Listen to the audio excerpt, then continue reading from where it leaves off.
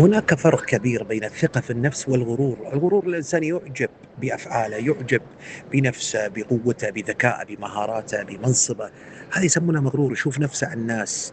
لكن في ناس رب العالمين إذا أعطاه شيء، أعطاه مال، أعطاه منصب، أعطاه شيء، سخّر كل ما أعطاه الله من هذه النعم إلى الناس، يخدم البشر، يخدم الناس، يساعدهم، يوقف إلى جوارهم. الثقة في النفس، الإنسان الواثق من نفسه اليوم ما يهتم، هو ما يهتم، نعم الناس تثني عليه ولكن ما يخليه بالنسبة له في ناس إذا مدحته يعني خلاص ينتشي طربًا، بالنسبة له ثناء الناس، مدح الناس. لكن الواثق من نفسه والله ما يهتم، ما يقيم لهذا الثناء وزن في الأساس، لأنه واثق من نفسه، واثق من نفسه وبالعكس يعني يعني يجامل البشر إذا أحد مدحه والّا كذا يجامل، ولكن ما يشوف نفسه. أنا عندي صديق يعني كان معاي يعني بالمحاماة محامي، ولكن رب العالمين عطاه منصب في الدولة، والله يمشي كأنه طاووس، في مكانة ثقافية، فيشوف نفسه وطريقة حتى الغترة، يلبس لباس الخليجي بطريقة ويتبختر ويحط صوره بطريقة أنه كأنه واحد يعني وصل إلى عنان السماء، وإذا سلم بأطراف أصابعه وشلونك يا فلان حاف، يناديك بهذه الطريقة. يعني ربعنا أصدقاء بس ما له داعي إني صرت في منصب. ليش هالأمور؟ يعني هذا العجب بالنفس، هذا الغرور وهذا الانتفاخ الكاذب مصيبة، وإذا الناس أثنت عليه يكون يعني خلاص يعني ينتشي. والله أشفق على هؤلاء، والله أنا شخصيًا أشفق على هؤلاء.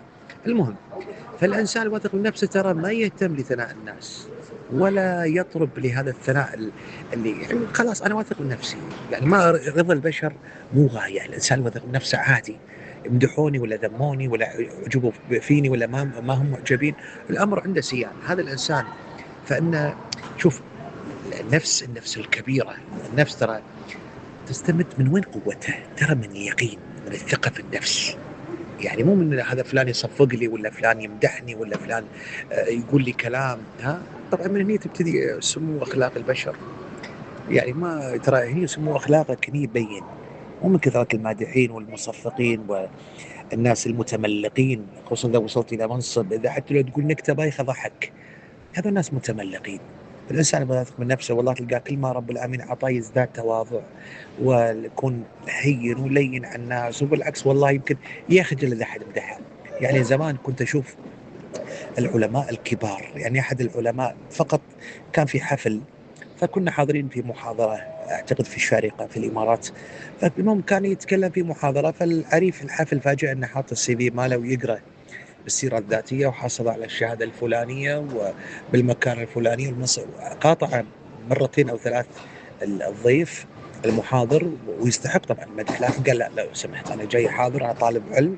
وكان ينكر كل هذا مش من باب التواضع وأعجب الناس، حتى لما صفقوا لا تصفقون، فكان الناس يهرب من المدح والثناء، وكان حبه الشديد وحرصه الشديد إن الناس تستفيد وتتعلم.